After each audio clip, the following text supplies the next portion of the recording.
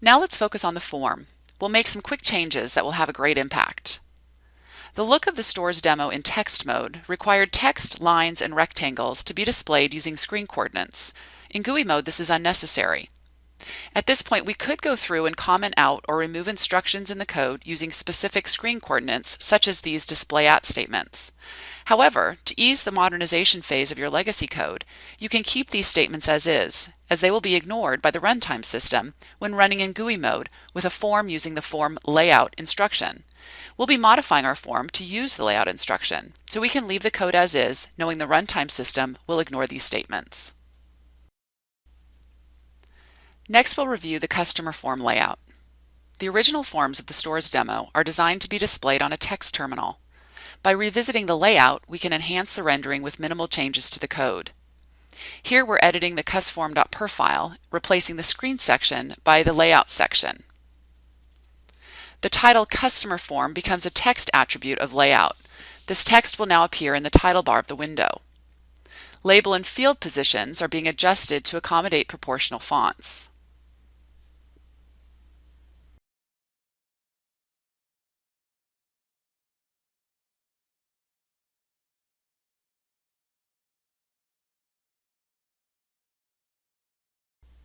The AO state field size is increased to make room for the button edit widget.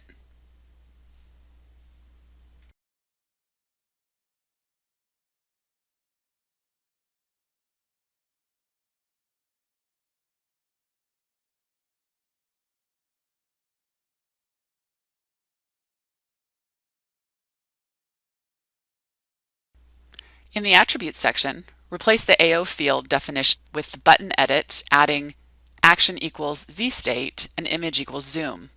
This code defines the customer.state field as a button edit widget associated to an action named zstate that will be invoked when the user clicks on the field button.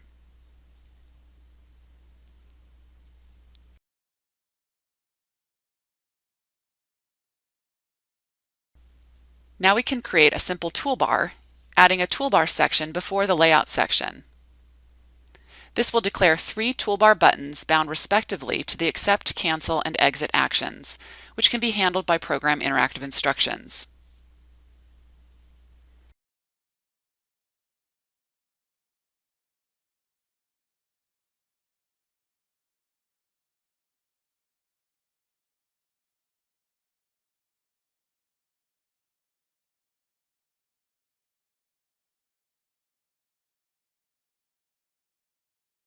Now you can recompile the form with FGL form. Note that the -m argument outputs any errors to standard error rather than creating an error file. Execute the demo program to see the result.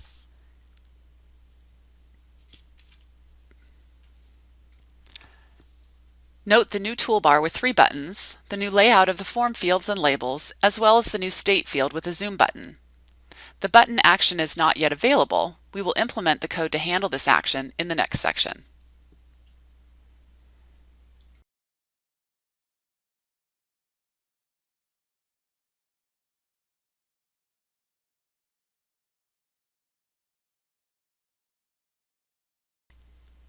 Right now, the button edit field is bound to the zState action, but it has no associated code to be triggered. In order to execute user code when the zState action is invoked, we need to add some code in the d4cust4gl source. Edit the d4cust4gl file, and in the input cust and update customer functions, before the after field state code, add the following lines as shown here.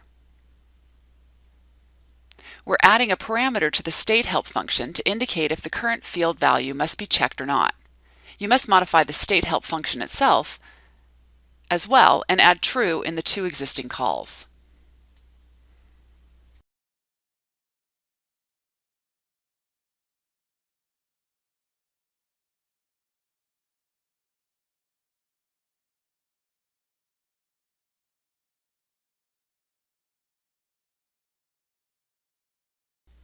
Recompile the d4cust4gl module with fglcomp and execute the demo program. Select the customer menu option to enter the customer form. Select the One Ad menu option to enter the input instruction and click on the State field button to see what happens. The state list window appears when you click on the field button. For now, the list displays in a static screen array. This does not look as nice as it could, so in the next step, I'll show you how to use a table layout container to improve the display and provide sorting features without changing a single line of business logic.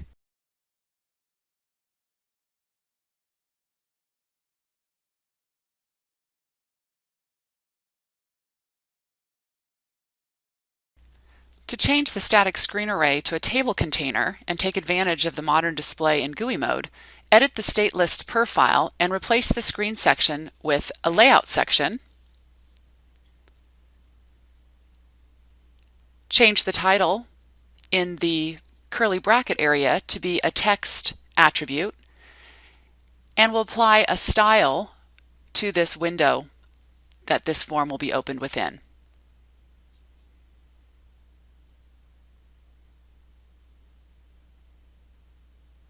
Now you can add a table container,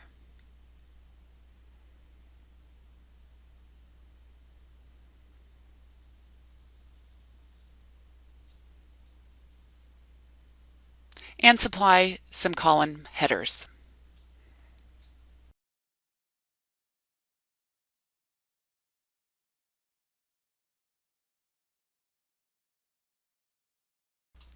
Recompile the statelist.per form with FGL form and execute the demo program.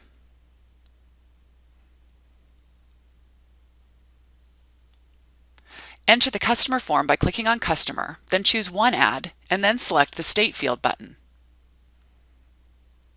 As you can see, with a few changes in the .per file, you get a fully featured resizable list window in which you can move and hide columns and sort rows by simply clicking on the column headers, and all without having to add any code.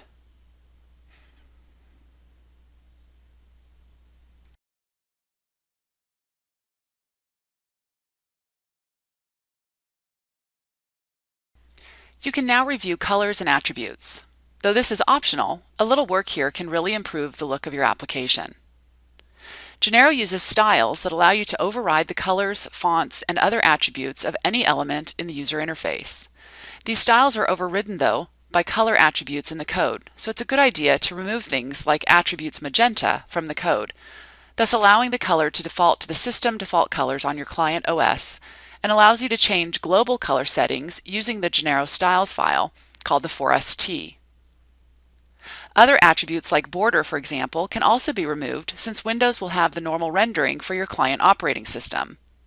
Again, the look of a window can be changed simply by using a Genero styles file. The real advantage of the external Genero styles file, though, is that it can apply to all programs, giving a consistent look and feel to your system without having to modify each program. Let's take a look at a style file and apply it to this program.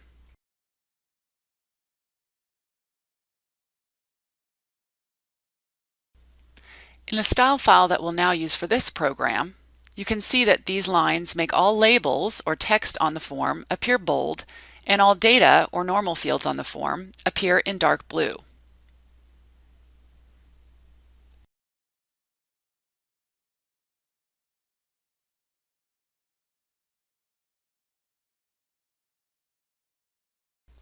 Now when we run the program, we can see the effects.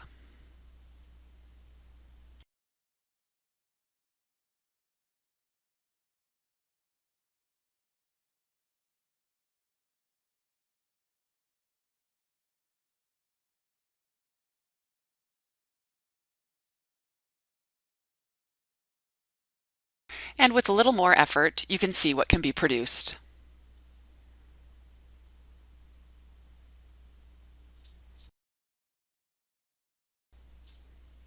This concludes this video, and in the next video, we'll look at running the same application in the Genero web client.